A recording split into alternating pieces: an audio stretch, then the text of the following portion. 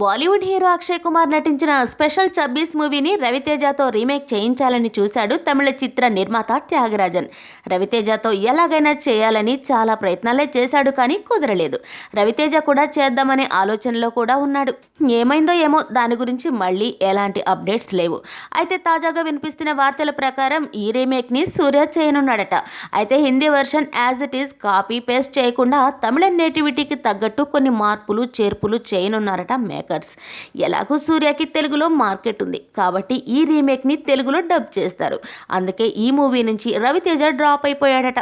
ఏది ఏమైనా ఈ పోలీస్ స్టోరీ కనుక రవితేజ చేస్తుంటే విక్రమార్కుడు రేంజ్లో ఉండేదని, మళ్ళీ రవితేజకి తిరుగులేని ఇమేజ్ వచ్చేదని, సూర్య వల్ల రవితేజకి సూపర్ హిట్ మూవీ పోయిందని మాస్ రాజా ఫ్యాన్స్ ఫీల్ అవుతున్నారట.